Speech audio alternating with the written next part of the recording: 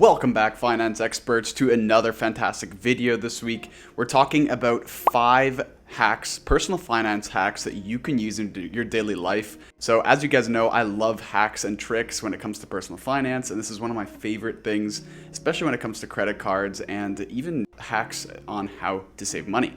So let's dive right in. So one of the best hacks that I've come across is related to how a company wants to keep you as a client, will do anything and at any price, even the discounted price, to keep you as a customer. What I'm talking about here is online shopping, and specifically when you get to that checkout section and you fill in your information, you're on the payment screen and you simply leave. So what happens then? So what's really cool here is I've tried this a couple of different times with a couple of different vendors and websites. And what they'll actually do, since they have your email, they will track you down. They're going to send you a couple of emails just with some ongoing offers. And the longer you wait, the better and the sweeter the deal will become. So for example, a few weeks back, I was looking to get Skillshare since I wanted to learn how to edit a little bit better using Final Cut Pro. So what I did was I went to Skillshare's website, I filled out all the information they needed and got to the payment screen, and then I wasn't really sure if I wanted to pay that hefty upfront fee for the year right away, so I exited out and decided I'd think about it. In the meantime, while I was thinking about it, I kept getting emails from Skillshare since they had my email address, and over time they kept giving me better and better deals, and just this week actually they sent me an email with 50% off my first year. So I was like, okay, you know what, that makes up my mind. I got Skillshare and now I'm happy. So I saved 50% on that first year, which is about $70 just by waiting and having it sitting in your cart. Time for hack number 2. So this one also relates to online shopping, and in specifics, we're talking about flights. And I usually use Google Flights, and there's some really good perks by using it, but I've noticed that when I go back sometimes after I've checked a flight a few times to keep an eye on the price, or if I'm not sure if I want to book yet, I see that the price increases sometimes by $50, $100, sometimes even $200 for an overseas flight. And this is a lot of money that it's increasing by, and I was never sure why this was. Well, the reason is they see the demand for it because you have cash and cookies on those websites, and they use this to monitor how often you visit and therefore jack up the price. Go to your web browser that you use. It can be Chrome, it can be Safari, any browser you use, and clear your cache and clear your cookies. And if you do that, you will see that same price, given that nothing else has changed regarding the flights because those prices change all the time.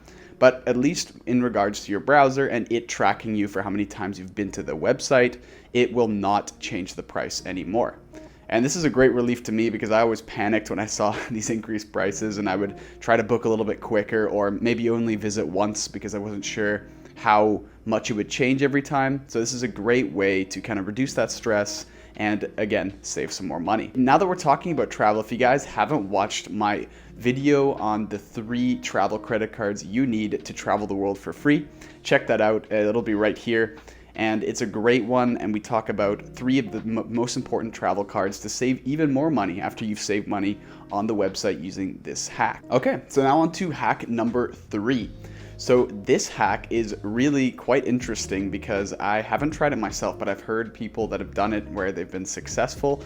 And this is related to credit cards. So again, if you've signed up for one of those credit cards that I mentioned for those huge bonus offers, but you're not quite sure about that annual fee, give your credit card company a ring. They might be able to help you. So what I mean here is if you have signed up, say for the Amex Platinum card or any other card that has a huge steep annual fee, and you don't really know if you want to pay this long term, what you can do, and don't wait too last minute until your annual fee is due, but call a couple months in advance and be extremely nice. And that's kind of the theme you need to go with here, is be a nice person. This will likely work for you if you are, and simply just tell them that you're considering downgrading your card to a cheaper annual fee, or that you want to go to a $0 annual fee because you find the price a little bit too expensive. Now, from what I've seen online, this has worked really well, and some people have gotten their entire annual fee waived for the next year. They might have even gotten an additional offer that looks a lot like the welcome offer. It really depends on which credit card and which credit card company you're calling. Hack number 4. This is the fact that you need to realize you do not need to own everything to take advantage of it. And the most obvious example is libraries, right? We all go and buy these books on Amazon. You might be able to get some secondhand for a pretty good deal, but overall you're still paying for those books. And while it might be valuable to you to own a collection of books, if you're a type of person that just wants the information from the books and doesn't really care about a collection, a library is such a good place to do this because you can get all of that for free, read it and return it, and it doesn't cost you a dime. And second, if you have a group of friends that has similar interests, or one person has more of a certain category of something they own, this is a great way to utilize this, and you can give them some of the things you own as well to borrow. So for example, I have like an oil pump that I use for my car, so I don't have to go to the dealership to change my oil. And this costs me about 150 bucks, but I always lend it out to my friends so that they don't have to go and buy that same pump. Likewise, they have tools and other things I need to fix my car that I borrow from them, so I don't have to go out and spend that money to buy those tools. This is a great way to just make sure you're not buying things unnecessarily, where you're going to use it very infrequently, or you might even use it just once. Another thing you can do, and this is kind of walking that ethics line pretty tightly here, but it's like if you need a wrench set to change a tire or something like that, and it's just going to be used once, it's something that won't wear. What I've done before is I go and purchase that item, I use it once, and I go back and I return it and get my money back. If it isn't damaged, there's not really any harm in this. If there's visible damage, obviously don't go back and return it. That's kind of rude, and that doesn't make any sense to do that. So if it's something like a bagel where you're going to eat half of it and then return it, yeah, that's not going to work. You can try, but I really doubt it.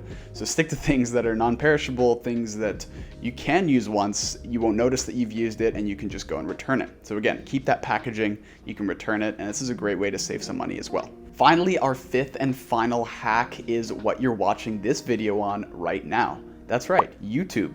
YouTube is one of the most powerful engines you can imagine. You can learn anything you want and learn any skill you can imagine on one platform, and it's completely free.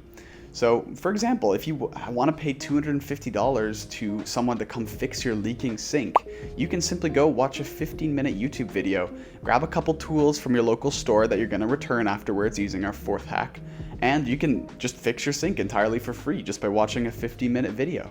It's as simple as that, and it's such a great resource that's often underutilized. And even videos like this, you're watching me because you want to learn these things and you're not getting charged for it, which is a great thing, and I love it. That's why I do this. And second is Apple Podcasts. Spotify, you do need a subscription to listen to those podcasts, but Apple Podcasts comes on your Apple device completely free, and you can listen to those podcasts all you want for no charge. So that's another great way. And while we're on the topic, the Capital Corner podcast that I run is on there as well. So if you guys want a just audio take on personal finance and investing, go over there, check out the Capital Corner, and I'll see you there. So that was 5 personal finance hacks that will absolutely change your life if you put them to use every single day, and potentially even save you thousands of dollars per year. So I hope you can make use of this. Check out some of our other videos, which I'll link right here, and I'll see you guys next time.